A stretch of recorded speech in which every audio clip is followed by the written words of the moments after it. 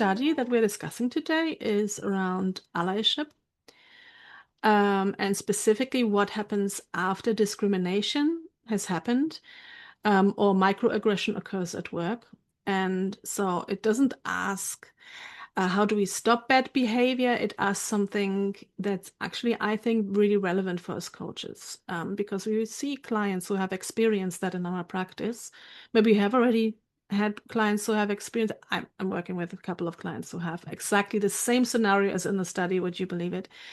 So it's actually what happens and what helps people restore a sense of inclusion, dignity, and energy after harm has already happened. As we introduce you to the authors, so just to pay credit to them. So the study was written by Meg A. Warren, Tavia Sekhon, I hope I don't butcher the name, and Rochelle J. Waldrop. And all three authors are researchers at Western Washington University in the US. So everything we are discussing today is their hard work, basically. Okay, and I think this is just a good habit to do. They declare that there is no conflict of interest. They received 2 grants for the study. And if you want any kind of data around this study, then you can always request it from the author. So at its core, like I mentioned, the study is about what happens on when a relational rupture has happened. So when somebody has been diminished or undermined, or their sense of self and value and belonging has been undermined. So again, it's not about correcting any behavior or enforcing rules, but it's on repair and what helps restore dignity, inclusion, and engagement once harm has already happened. And I think as coaches, we have also learned what happens when we experience a rupture, maybe with our own clients, right? Which can happen. So this might be really useful as well, be later on to consider. So this research here is really deeply concerned with meaning making under threat. And obviously, discriminatory, dismissive comments, they don't just hurt, they leave behind certain meanings, such as maybe I don't belong here, or I'm not safe here, I'm a liability in the system. And those meanings, they actually shape how people show up afterwards in an environment, or maybe how they withdraw once this has happened. And vitality is also treated as a central part in the study. And here it actually means aliveness, willingness to engage. And when that drops, then obviously performance and creativity and connection also tend to drop. So that's why I believe that this study really is really relevant for us as coaches. So the main question of the study is, what helps restore energy, dignity, and a sense of belonging after a relational rupture? And what the authors also do is they reframe allyships. So usually when discrimination and microaggressions happen at work, the default response, so things like policy compliance and risk management, so statements of policy, then sometimes there is a procedural correction, and it can even go as far as formal escalation, like a grievance, etc. But here in the study, they reframe allyship away from those kind of organizational defaults and treat it as something that is really relational and actually immediate rather than procedural. So it's actually more about the signal that is sent in the moment when something harmful happens to the person affected. So it really, is more kind of well-being focused and culture signaling. And before we continue, I thought, why don't we have a little discussion, which would have been a breakout room, but why not here if you feel comfortable? And I just wonder, in your coaching work, so when clients talk about discrimination or having experienced something that's diminishing to them, what have you have you heard them say what they usually miss after those events? Is it maybe safety, meaning, energy, trust? Is it something else? So I'm just putting it out there. Or I think the energy is a big factor for some of the clients. I haven't had too many clients in this situation, but certainly the energy level plummets and they disengage in this Hmm. type of situation. Um, and going forward, they can be very cautious if things aren't reframed for them. Sorry, Um, that's my dog in the background, by the way. oh, I don't even hear your Oh, dog. good. Sorry. No problem. Um, yeah, but it's interesting with the allyship because I haven't had anyone ever tell me that they've had someone come in and offer that to them. Although one client did, but it was a family-owned business they were involved in, Mhm. and um, the other family member stepped in, but stepped in with that person only, and there weren't other, I guess, observers Mhm. when that person stepped in. So,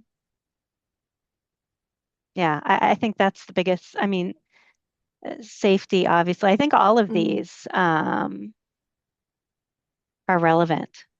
Mhm. Yeah, I agree. And I had clients who went through bullying experiences. And right now, I'm working with a client who literally has been through the same scenario as the study, actually.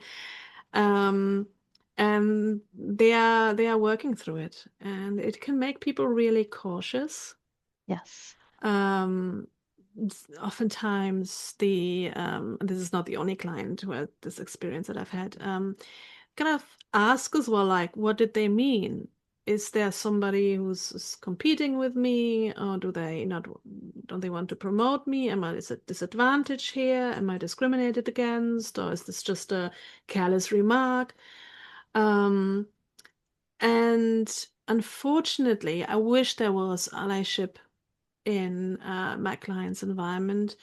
But from what I've observed, leadership often is very hands-off. And and I think it boils down to that some leadership, people are just put into leadership position without even being trained or supported in how to lead. And so oftentimes the reaction is, oh, just talk to that person. But if it's a pattern, if this is not just a one-off situation, but maybe these kind of remarks happen maybe not regularly, but has happened already a few times, then and it looks like bullying, then going to the bully and having a conversation with them is not going to do anything really. So oftentimes it's also an existential angst that people can experience after it. So I think what they need really is leadership to step up and Yeah. to say something and take over really a little bit. Inquire, what do you need? What support would you like to have? And then to take ownership. Yeah, Yeah. absolutely. And having the person feel, I think that they are valued and that they're seen is really Mm. important. Mm. Um, and when you have leadership stepping up to the plate, it does send a signal to others in the environment. Yeah. Yeah. Um, and I Mm. think, as a leader, you want to model this, even Mm. just strength spotting in general. I don't think enough of that happens. Absolutely. Yeah. Because strength spotting and not just spotting, but recognizing as well, it's a real skill, but it can be learned very quickly. And it means that people don't just learn to spot and recognize strengths, they also learn to see people around them better at a deeper level. And when people feel seen and heard and that they matter, it also creates a much better culture. in any kind Absolutely. of organization. So yeah. What about you, Linda? Any thoughts? Oh, yes, I feel that situations like this really depending on whether or not the person has ADHD and rejection sensitive dysphoria, the negativity provokes shame. And I think it becomes very difficult then for that person to be resilient and to move forward because they are really identifying themselves in a different way. And I think the bullying or the negativity does uh, cause the person to think something is wrong with them instead of uh, the ability of a manager or leadership to even want to get involved. I don't think it depends on the organization, but that could be very deleterious for the person going through it and very confusing. So a process needs to happen where there's a re-identification and recognizing that it's not it's not themselves, it's the persons that's doing the bullying or doing the negativity. It's their problem. And disassociating from that person is very important. Yeah, yeah, Yeah, and so I think the strength building and the recognizing that we have whatever we need inside of us to deal with adversity, because this is adversity. However, if the person has been in an environment, um, a personal environment beyond the professional or beyond the working environment, um, with the same type of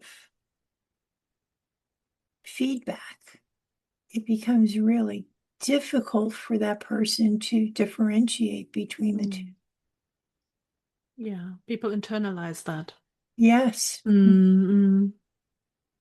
Absolutely. And then they start to believe what the bully is saying. Yes. Yeah. Yes. Mm. So it's Mm. very, Oh, sorry. no, no. I was just going to say, especially if it's something that happens over and over again, Mhm. Yeah. it very much becomes internalized. And I know Linda and I both work with the ADHD population, and Mm. it becomes their new identity. Right. And there's a lot of rumination that goes on, and then bouncing back from that, or Mm. that internal resilience just fades away. Yeah. But I think one of, and um, maybe I'm sure you'll get to this, but one of the important aspects of this, I think, is to kind of nip it in the bud, meaning in the moment that the leader can step up Mm-hmm. and um, recognize that person and their strength capacities in the moment. That can make a huge difference in Yeah. terms of the person, um, the way they perceive their identity. Mhm. Yeah, Mm. I think um, leadership has more to do with knowing, being empathetic, Mhm. and to understand how devastating situations like this could be for a person if Mhm. they don't recognize that, and if they pretty much let it happen over and over again, then there's definitely a problem with leadership. Absolutely. And there's something called the window of tolerance. Uh-huh. So what is tolerated expands. Uh-huh. And so in some environments, here in the UK, there's something called banter. Oh, I was just joking, but Yes, making really, right. and that is actually pretty toxic. And Yes, if that's right. not nipped in the bud straight away, then other people learn. It's like it's that unintentional permission giving that this behavior is okay. And some Mm-hmm. people even think, oh, they get on, they might do the jokes with each other, but actually it's not funny what's happening. Yeah. And sometimes, sometimes leaders are also scared of confronting people because it has already expanded so much. So much has been tolerated that, yeah, problem has Mhm. become too big and too scary to address. Yeah, Yeah, that's absolutely. unfortunate. Mm, That But is then really with unfortunate. if they are able to react in the moment and see the person's strengths, acknowledge it out loud, mm, it's I I don't see that as I don't see any personal cost hmm necessarily for a leader to be able to do exactly. that. Yeah, yeah. I think though nowadays, I've been reading a lot about leadership and how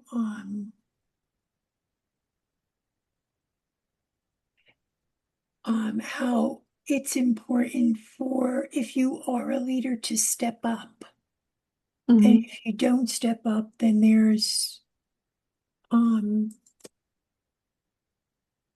um, there will eventually be consequences to that. mm, Um, um,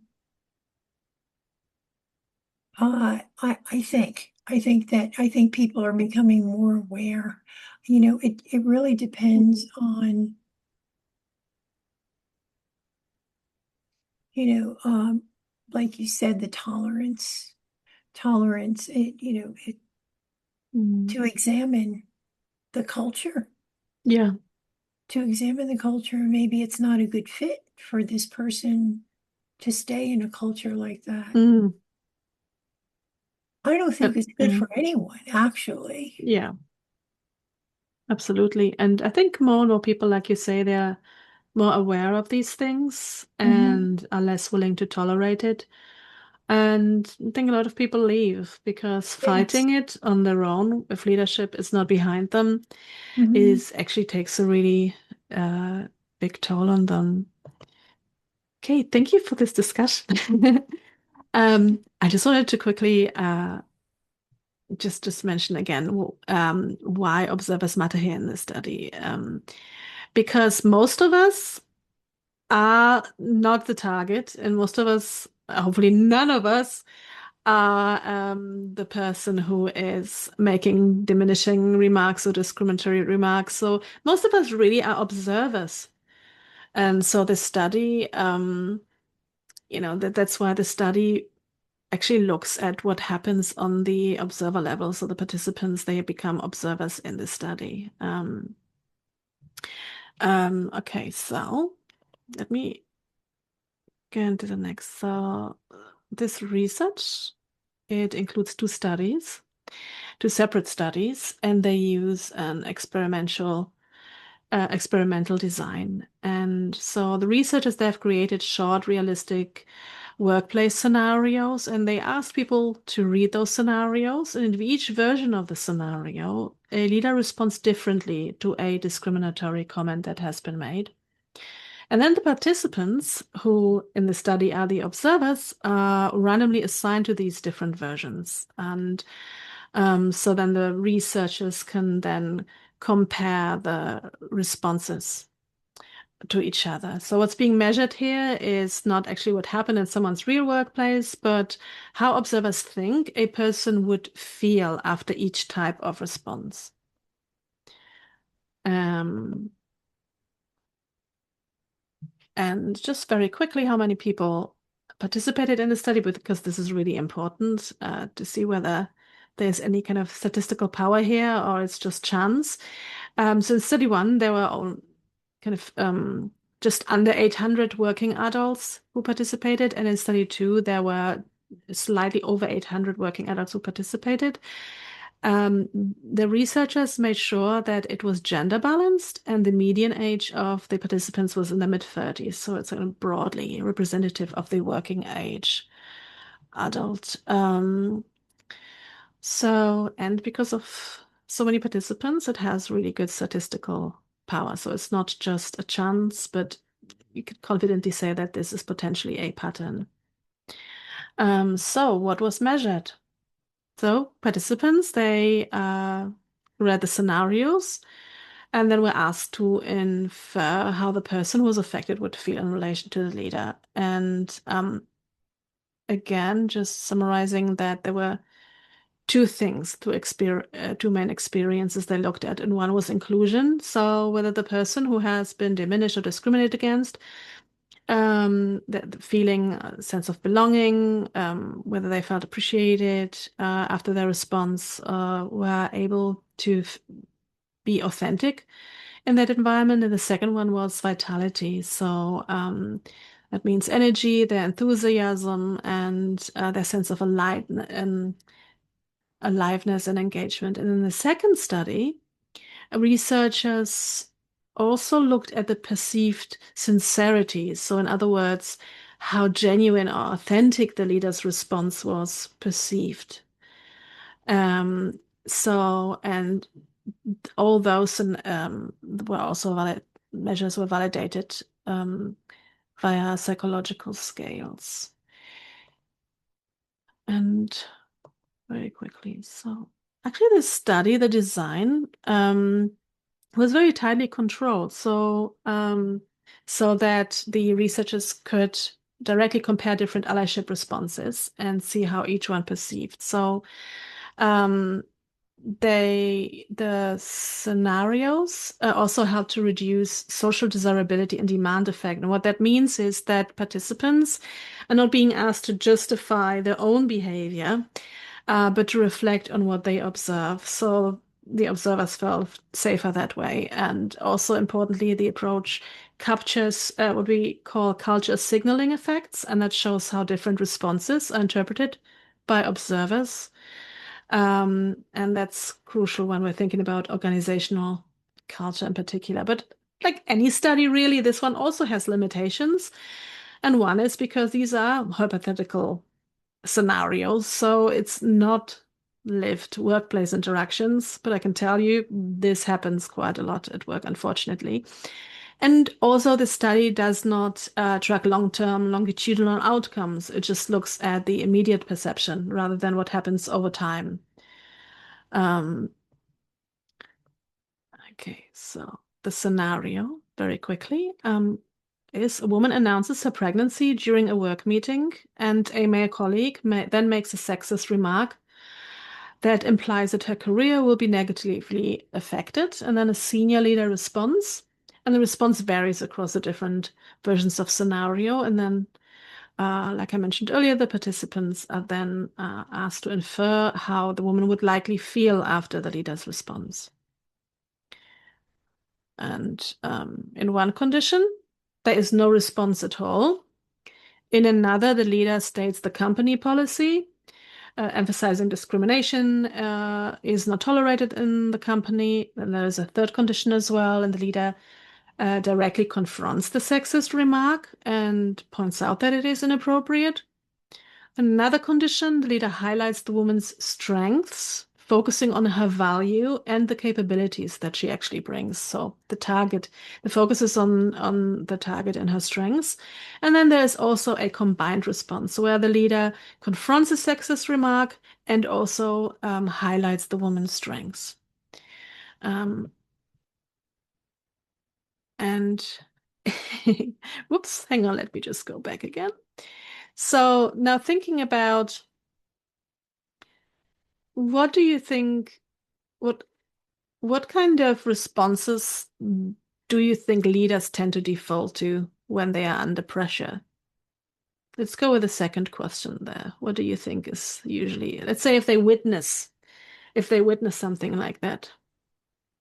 I would say that the default would be to go back to policy because that's safest and comes at no personal cost to them.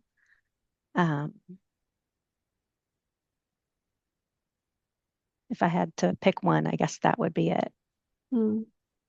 It's like the policy is there between them and the person targeting someone else, isn't it? It's like a buffer almost. Yes, yes. Yeah. So they don't have to really bring themselves into it. They're hiding.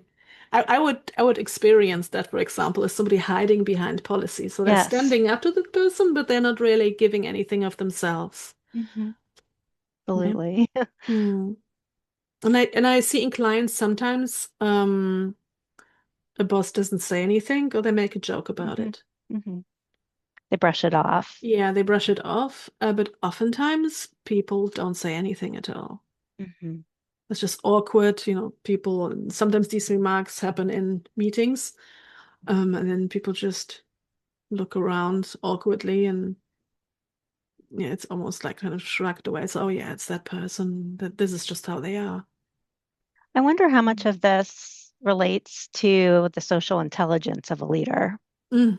Because if they have high social intelligence, and I'm just hypothesizing here, that you would think they would be able to kind of read the situation better and step in and do what's appropriate. But again, these are skills that aren't necessarily taught. And there should, I think the article mentioned, and I agree with what they said, that there should be training for leaders on how to approach these situations. Yeah. And it's interesting that you bring up social intelligence because, we can help a strength to move up with other strengths, or we can pull them down. Yes. And I think if the leader has also using fairness and maybe perspective and kindness, then that's good. But I mean, leadership is also a character strength. So when leadership itself is quite low, and kindness is low, then of course, then social intelligence will be dragged down with it. Right. So yeah, absolutely. So that's, I guess, another plus for really educating leaders around strengths and their own strengths. Yeah, absolutely. Linda, did you want to say something? Yes, I feel that that I think if someone calls themselves a leader or believes they are a leader, I think that it's their responsibility to recognize that there shouldn't be any tolerance for discrimination because the person is there for a reason, being in that company or culture, and anything that goes beyond what everyone is doing there is really a breach of trust. And I think once that happens, and there's tolerance for discrimination. Mhm. It can be a situation that is not going to be constructive for anyone. Mm. However, the person that is going through it really is going to have to recognize that it's not about them. Mm. And sometimes that could be very hard to do. I mean because I'm sure it all comes down to, self-survival and reasons why they're working to make a living. Mm. So any type of discrimination should not be tolerated. And I think it's important for the person that's being bullied to recognize they have recourse, I guess, or should. Mhm. And if that's not really the case, then there are a lot of things that need to be addressed. Mm. But I think it starts with having no tolerance. And it trickles down from leadership, of course. Yes, I really do feel that Mm. way. And if a leader could show that in what, through their actions, Yeah. then that they become the model for everyone, Mhm. the Mm. model for everyone else. And,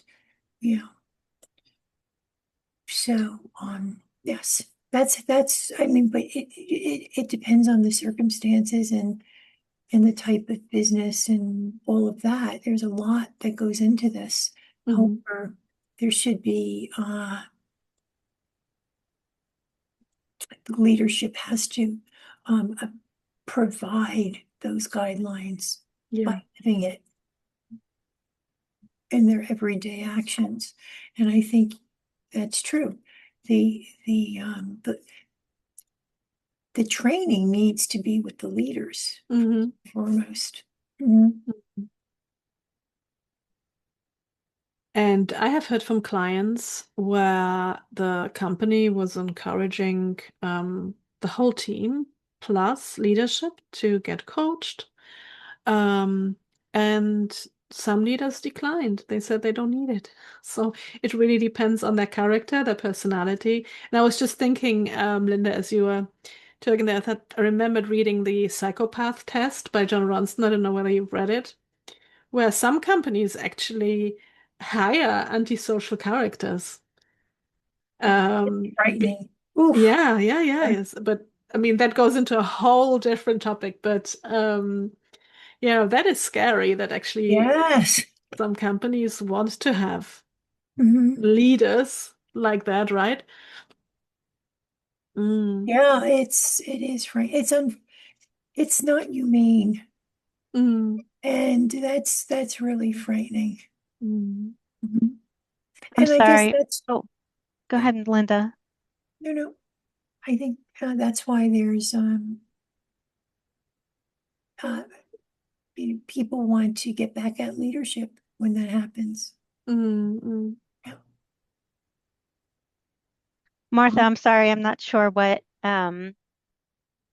can you mention that reference again? Because I'm not familiar with it. The book, Yes. it's called The Psychopath Test by Okay. John Ronson. And I highly recommend it. It's a great book. And basically, he interviews psychopaths. And he I think found I've seen that, it mentioned before. Okay. yeah, I didn't know that companies were actually looking for using people. that that's insane. Yeah, because somebody with that profile, they won't be thinking, "Oh, I can't fire Mr. So-and-so whose wife has cancer and his son is disabled." They just think, "Okay, this guy, he won't be at work all the time because he has to take care of his family." So they're actually looking for somebody who is quite ruthless. Yes, and where's the Um, morality and all that? yeah, yeah, yeah, exactly. Okay. Um, okay, moving on. So the outcomes that were measured So we talked about this. So inclusion, feeling valued, feeling respected, and feeling able to be oneself in relation to the leader. And the second, vitality, so feeling energized, alive, motivated, and stay engaged. So let's have a look at the key findings. And I don't think they are very surprising. The first key finding is that silence is the most harmful response. So when there was no response from the leader, participants perceived the lowest level of both inclusion and vitality for the woman. And from the observer's point of view, actually silence was experienced as abandonment. And interestingly, this was perceived as more harmful than situations where no discriminatory comment had occurred in the first place. So in other words, once the harm happens, doing nothing sends a really strong signal. That might be something like, you're not welcome here, you're not important enough, this is not a safe environment, etc.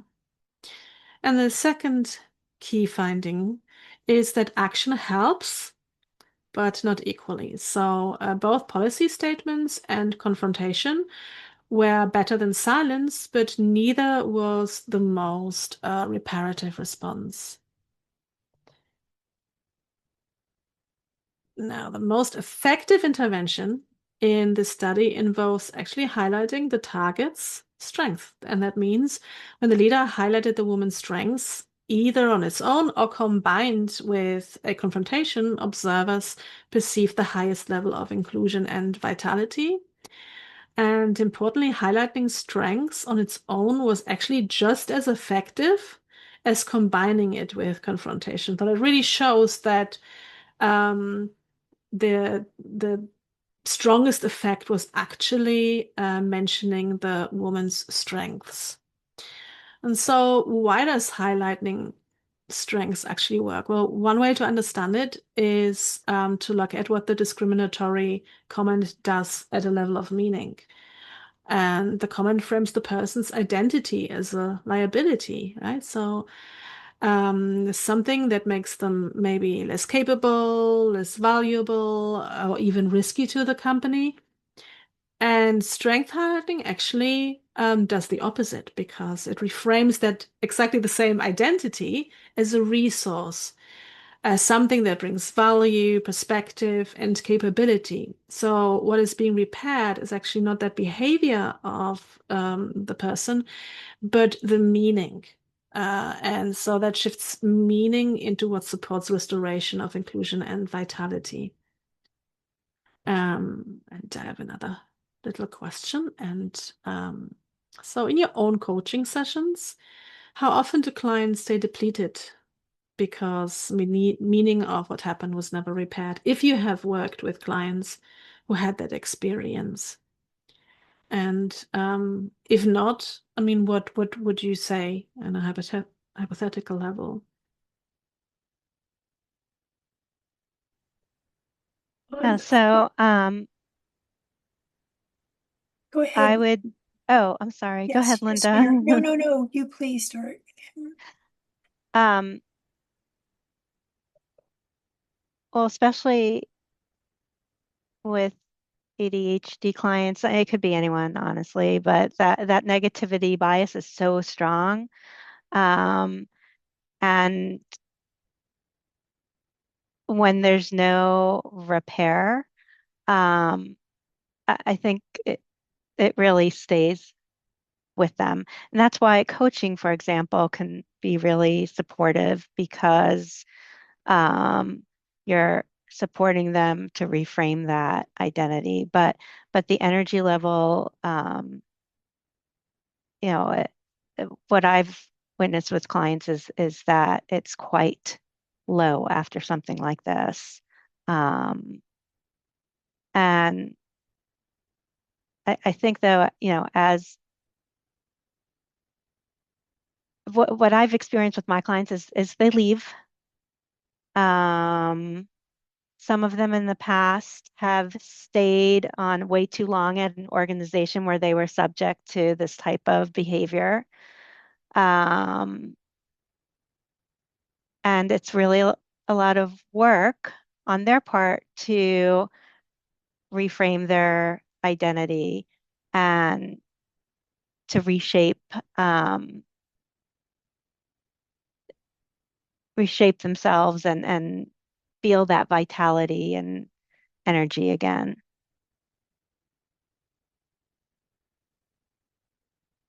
So yeah, how often do clients stay depleted because meaning was never repaired? I would say very often.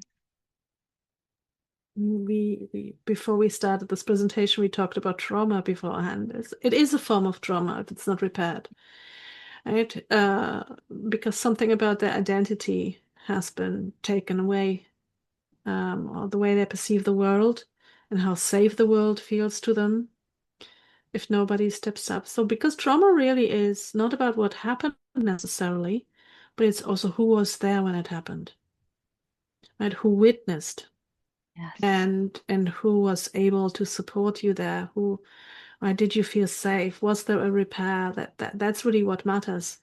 And it, it determines how somebody bounces back from experiences like that.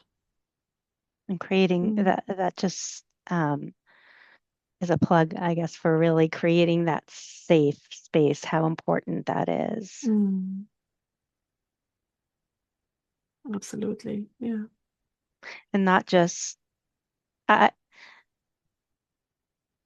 I think there's an opportunity, outside of the um, the organizational environment. I mean, there's an opportunity for us as professionals, Mhm. whether you're a therapist or a coach, but also for support to come in other ways. And if we're able to, um,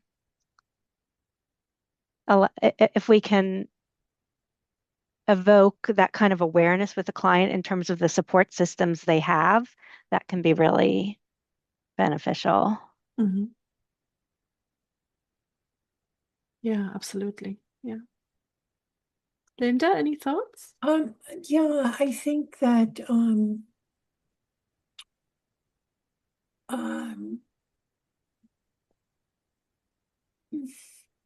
I think that there needs to be a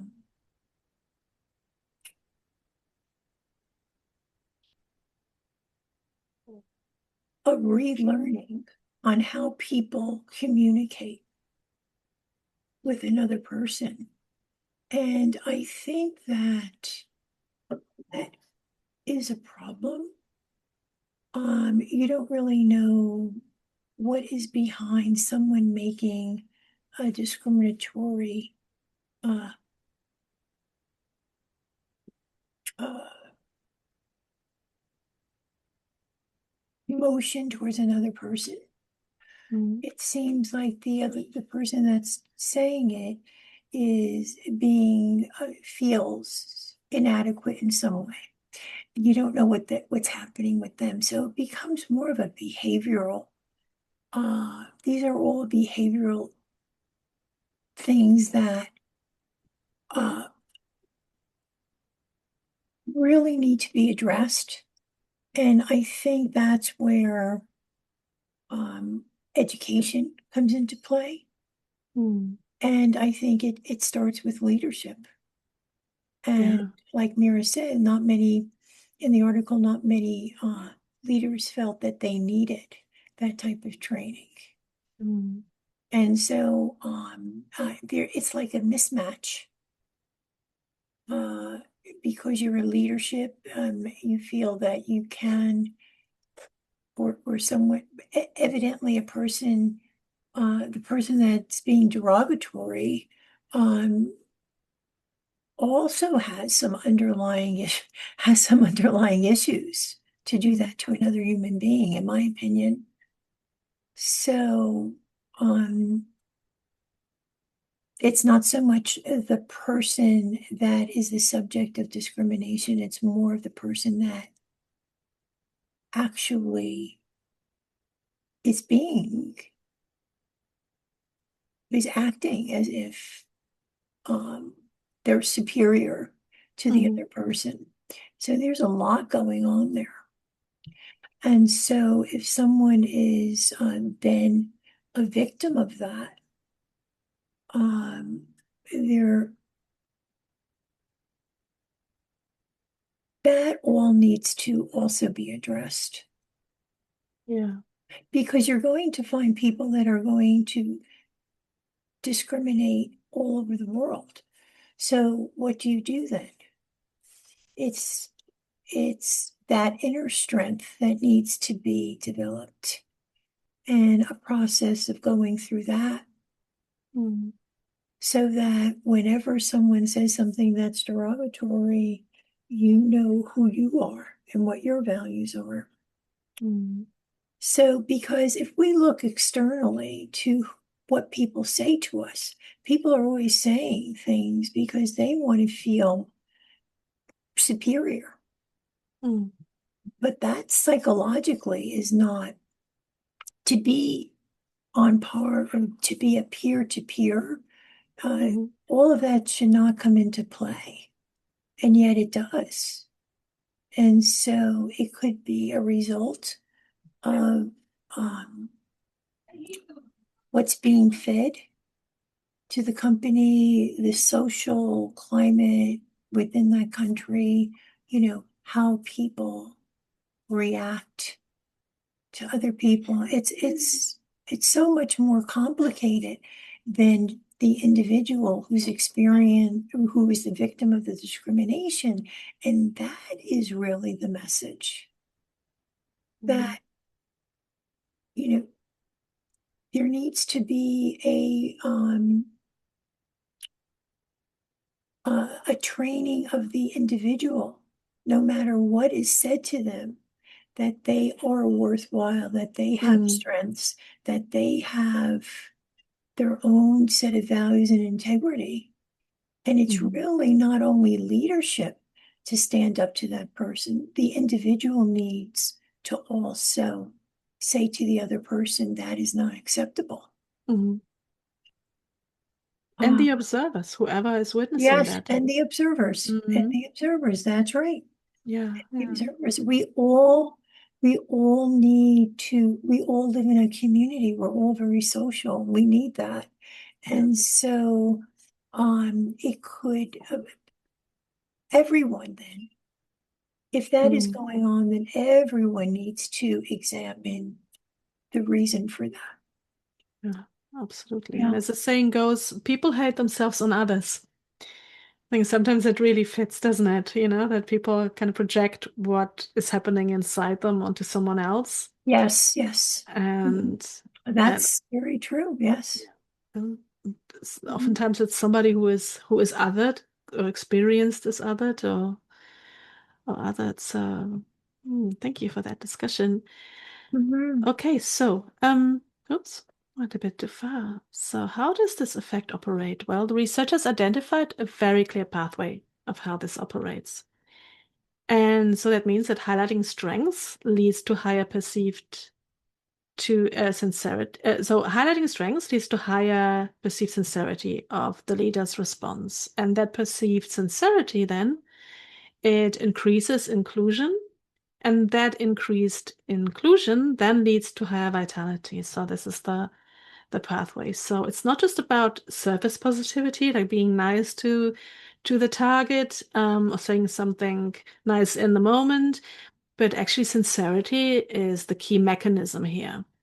When the response is perceived as genuine, it changes how the situation is experienced as a whole. So in that sense, actually, it's sincerity that allows inclusion energy to be restored. So if somebody comes with just a nice remark, that doesn't do it. So that's why, again, like we said in our discussion, it's so important to teach people to really spot and recognize other people, to really see them and not give out platitudes. Let's have a look at study 2, because it also looked at strength highlighting itself. So in the second study, the researchers looked more closely at strength highlighting itself. And their aim was there to examine whether different types of strength highlighting differ in how effective they are and what explains any differences between them. So they tested several types of strengths. So these included social strengths, such as connections and networks. And they also tested symbolic strengths, such as role model status and representation. And another category also was psychological intellectual strengths, such as resilience, perspective, and competence. And then finally, they tested a response where all of those strengths were highlighted together to the target. And there was actually quite a big surprise there with the results, because they found that highlighting psychological and intellectual strengths alone was just as effective as highlighting all strengths combined. So, in other words, saying less, as long as it's specific and relevant, worked just as well as saying everything. So, really, it is about the authenticity of the response. That's what matters. So why is that important for coaching? So it matters because people don't want to be valued as symbols. So they don't want to be valued as a representative of maybe their ethnicity or their gender. They want to be seen as capable, thoughtful, and resilient human beings. They want to be seen as the individual they are. And that then becomes especially important after someone has been diminished or reduced by a comment or an interaction. So recognizing competence and capacity is often far more reparative than broad or symbolic praise. Which just is a very, very quick question. Which one would feel to you more reparative? Would it be if you were described a praise as inspiring, or would it be if you were recognized as competent and capable, if you were the target, let's say?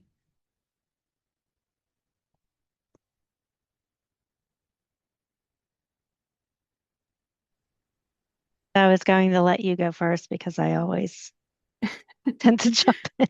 Mine is simple. I think the capable and competent for sure, because Yep. then I would feel really seen and heard. Right? I wouldn't be just one person representing, let's say, women, for example, or it would be really seen as an individual. Yeah. Yeah, absolutely. And I'm trying to think, this very much aligns with, I think it's self-determination theory, Mm-hmm. is competence, the need to feel that we're effective, that we're capable, um, that's such a basic human need. Um,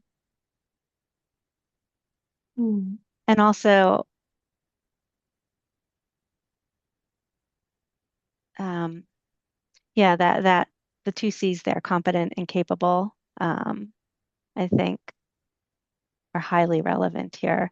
Versus, and I think about coaching and why they say ICF says, okay, don't cheerlead, um, because that's not sincere. And you have to be able to, as a coach, you want to be able to really be specific with what Yeah. you're seeing, what you're noticing, observing in the person, so that so that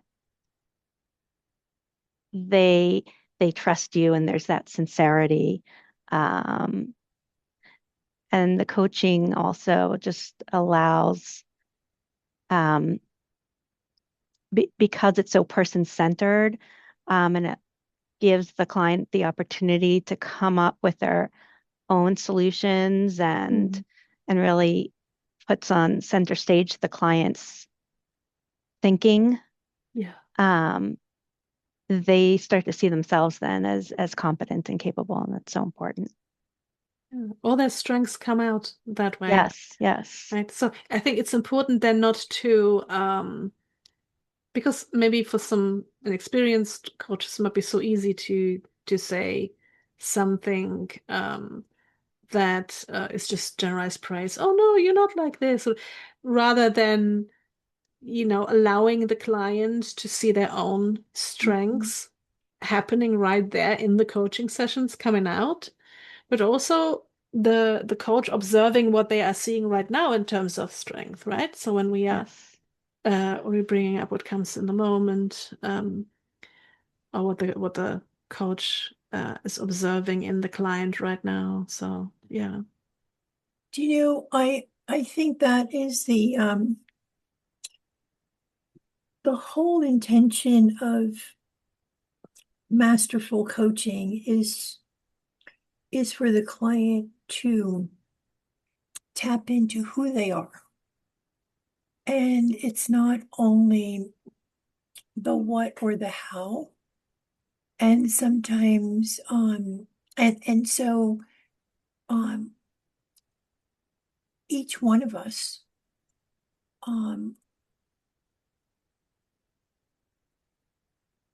is capable. Each one of us is valuable.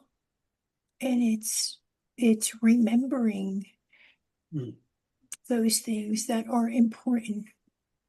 And I think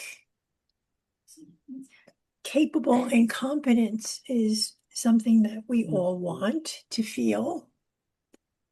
However, it's not external to who we are. Mm. And that is really the message. With time, you can be capable if you do these things, like the practice or what you're responsible for over and over again. So and feel competent because you do it in a timely manner or something to that effect. But the who, that who you are,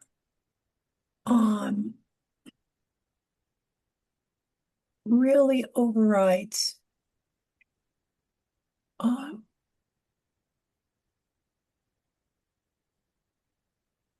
things that happen outside of ourselves, because we can't control that. The only thing we can control is internal. I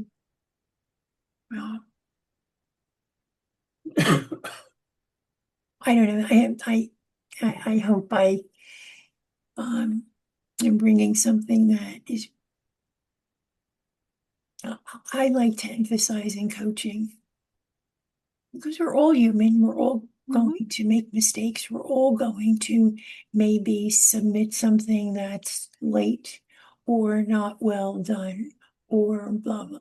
However, the person who is behind that, their integrity, their sense of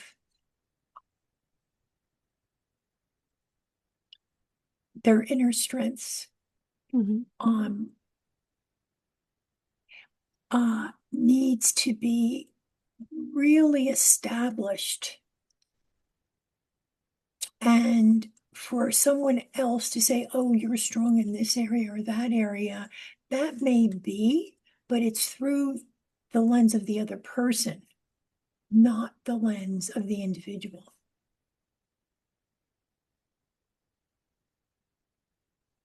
So it's complicated. When, like we said earlier, when we share what we see, sometimes it helps the other person to start seeing themselves that way. Just like people start seeing themselves through a negative filter after discrimination, for example. Sometimes when we see, but in a genuine, just genuinely authentic way, and share what we see, then that will be internalized as well. So in that sense, I think this is where, and coaching is not therapy, but it can actually be quite therapeutic because it is that genuine positive experience and relationship that the individual has with their coach as well, right? And even for the coach as well. So yes. when we see the who, and I mean, I started my training before there were markers. And it was still very much action-based. Now, of course, it's more looking at awareness. Now we're asking about the what and the who. So that is a big change in coaching. So it has become even more potent. And there is something that I like to teach our students at the school. That is a concept from TA, which is transactional analysis that we teach. And it's a potency, permission, and protection in how we interact with other people. I like that. So, really potent interactions and questions and when it comes to teaching, for example, feedback, etc. Mhm. And then permission to be oneself, right? Yes. Permission to be oneself, to experiment, to be free, to be vulnerable, and also protection. Mhm. That we don't do any harm, that we have our clients back, that Right. they can ask for our support in meaning making, making sense, exploring, etc. And I mean, there's so much more to that, but Yes, yes. So, yeah. what did you call, how did it, what did you say it was, the that potent interaction? TRA, did you say? It comes from transactional analysis. Okay. So at our school, we train our students to become transaction analysis coaches as well. So we teach them to be trauma informed. We teach them in positive psychology and also in transaction analysis. Oh, I love that. And so it's a whole different topic, but basically Yes. it works nicely with positive psychology Mm-hmm. as well. So the potency, permission, and protection come from there. Yeah. The kind of, I think that's something that leadership needs to keep in mind as well, and Oh, how they absolutely. Yeah. lead, or Mm-hmm. how trainers train, how coaches coach. Ideally, it yeah underlines our interactions with other people, right? Mm-hmm. Mm. So let's Yeah. have a look at strength-based risks. Okay, so the authors have also highlighted some important risks to be aware of, and we kind of mentioned that already. We already touched on this, and that is caution against stereotypes guised as praise, right? So, for example, attributing strengths based on identity rather than individuals. So, let's say, okay, this example. Oh, as a mother, you're probably really, really good at multitasking. I mean, it doesn't say anything about the individual. And also, they warn against generalized identity statements. Right, so, oh, your presence really helps. Da, da, da. And then another one is performative allyship, where something might look quite positive, right? A remark they're making, a comment, a response, but actually it really lacks genuine attunement.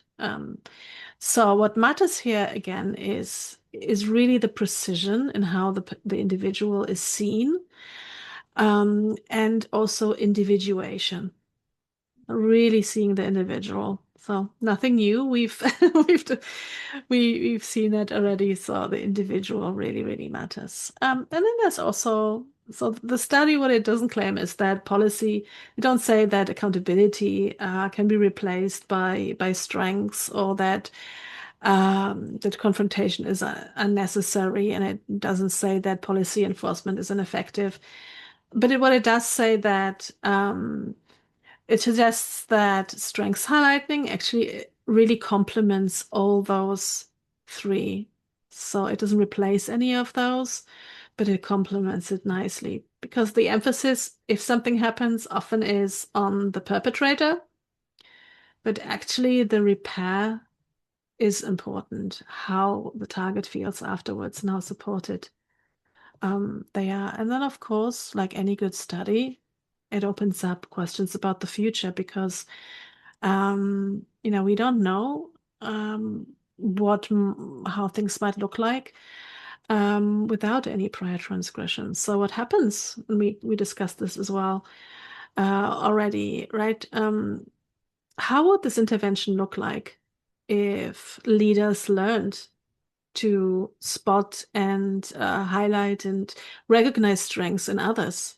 So it being preventative rather than reparative. Then there's another question as well, and this is how these findings might look like across different identities and different cultural contexts.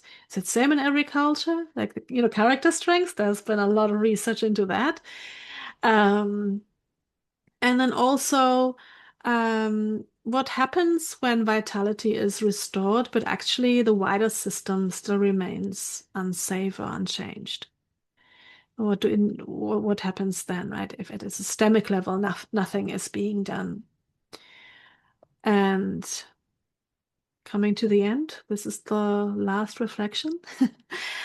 Is if vitality is a key indicator of well-being, how often do we explicitly coach for energy restoration after difficult interactions? So I'm just opening it up as kind of the the closing. And uh, of course, we still have that bit about how are we going to use this study in our practice, but I'm just wondering, any thoughts on the final reflection? Jean, I feel that it's self-awareness of strengths. Sometimes there is underuse of strengths and overuse of strengths, and that could be a risk also. Mm-hmm. And I feel that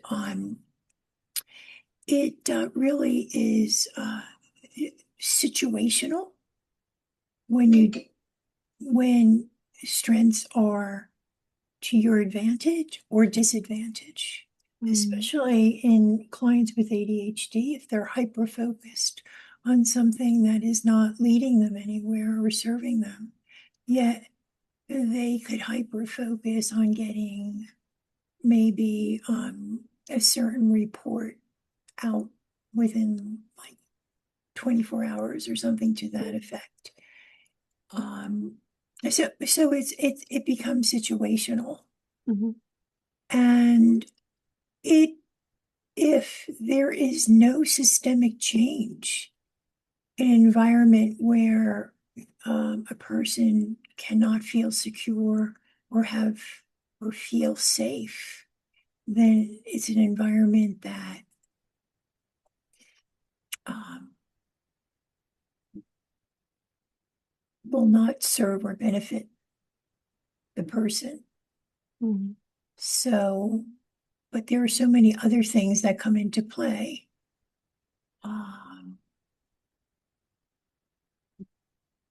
Like monetary reasons for staying in a job, knowing that perhaps the leadership is in a situation, there's no systemic change yet.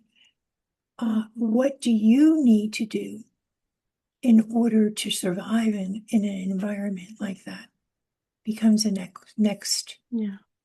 goal for that person. So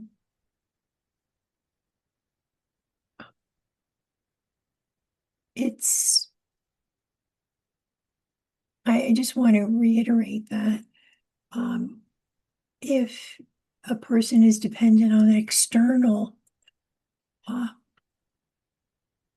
validation, then they may not always get it. And so that's where internal validation needs to be strengthened. Yeah. People's ability to see their own strengths. Yes. To spot those, absolutely. And I'm just thinking of client I have who has ADHD and where there has been a rupture in the work environment, and just how depleted they are. And there is just no repair. And so they are going to leave. And sadly, some of those work environments,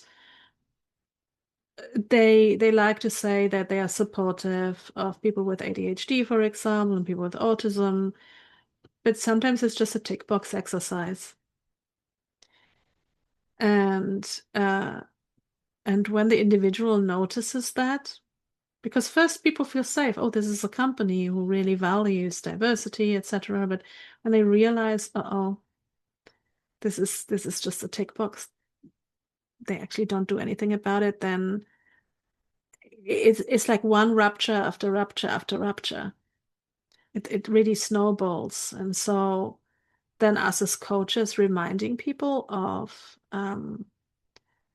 spotting their strengths and recognizing them and teaching them that is really invaluable, so that they create that distance between themselves and the system they are in that moment. Yes, and that takes a lot work, but it can be done. Yeah. And it's really the reason I know for myself that I got into ADHD coaching for that reason, because people are amazing, and yet the negativity bias and the rejection sensitivity takes over. I'm learning, catching it before it gets out of hand is important, and recognizing it could be the other person. It's not your issue, it's the other person's issue. Yeah. But it can be very difficult. It's very difficult.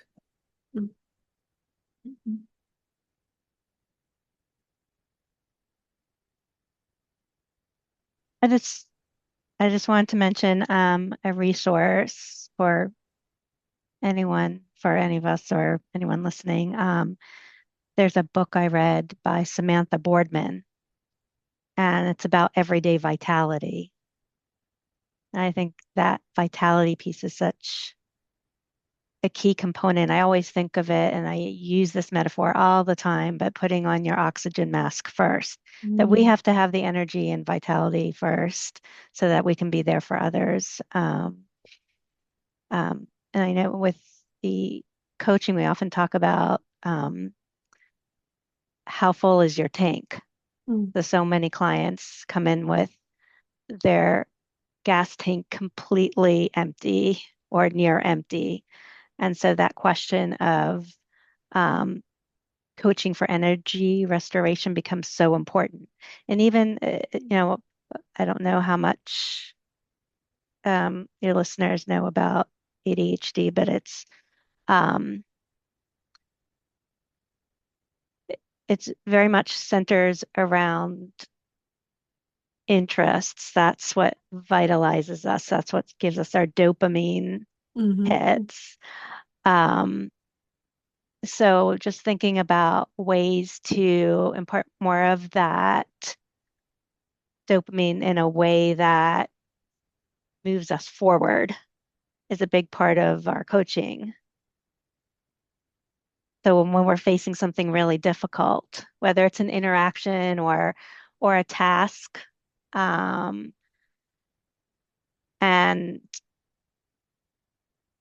we can't seem to have any movement, then how do we restore that energy? How do we make it fun? How do we create that spark again for ourselves? And then I think about, Maslow's hierarchy as well, um, and then ADHD coaching, we have an ADHD tower of power. So at the bottom, we have things like sleep and nutrition and a nutrition diet and exercise. I mean, those are all important things to consider as we, when we have that foundation in place, that allows us to more easily move up to higher levels of self-actualization. I need to check check out that book. It That's a really sounds good book. I wonderful. just yeah, I couldn't put it down. Oh, wonderful. Thank you so much. I'm gonna stop the screen share.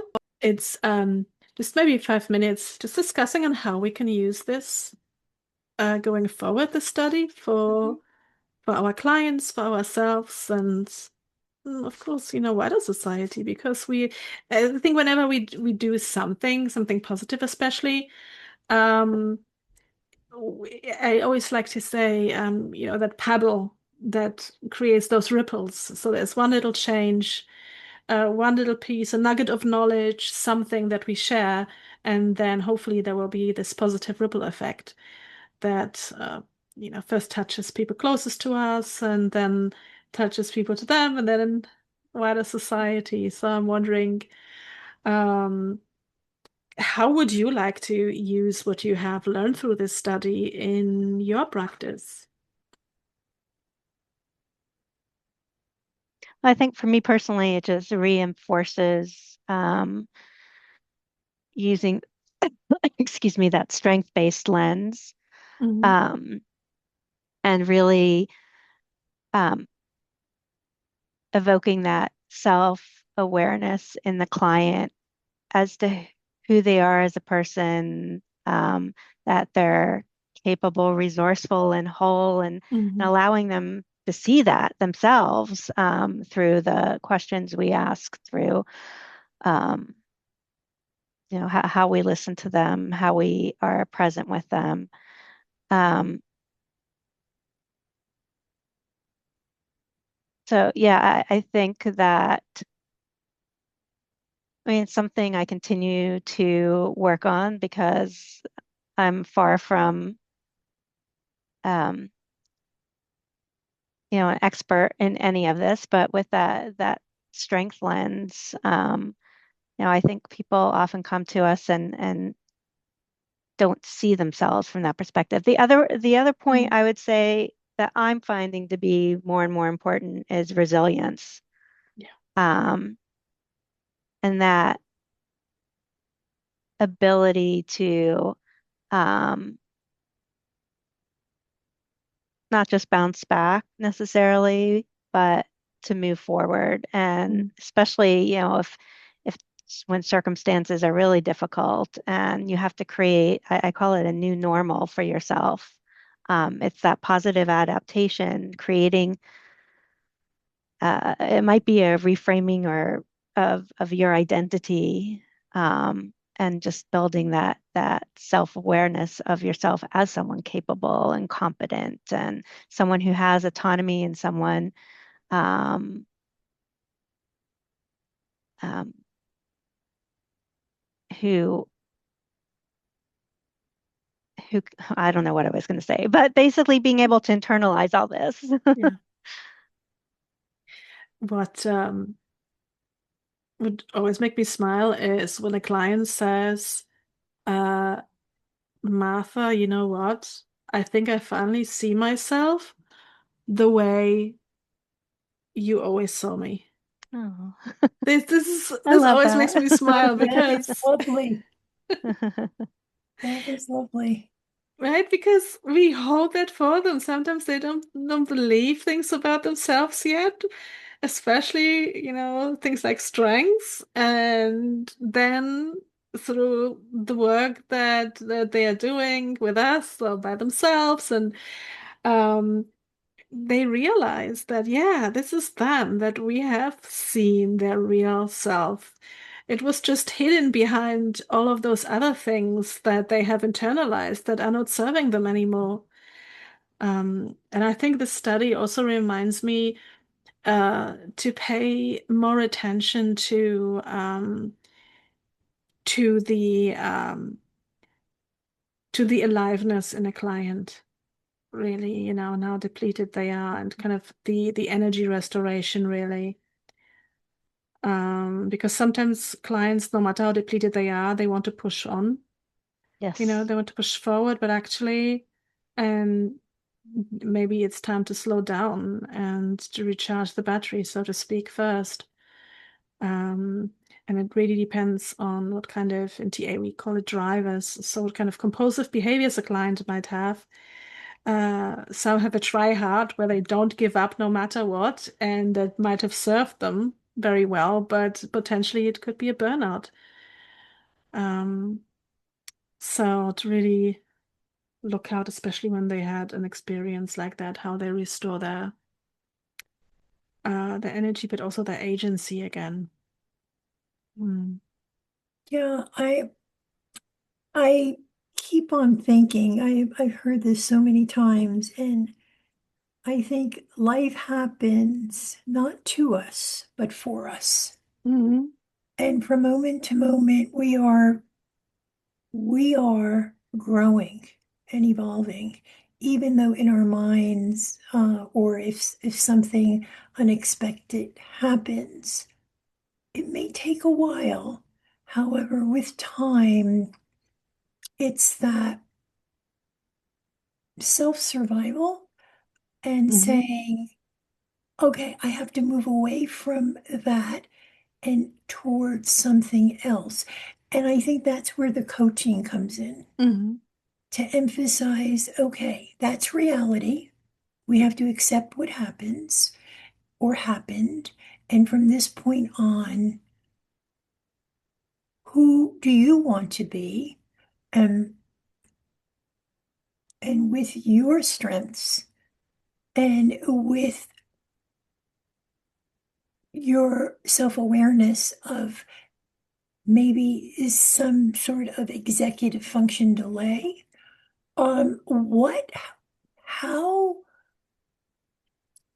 how then can you move forward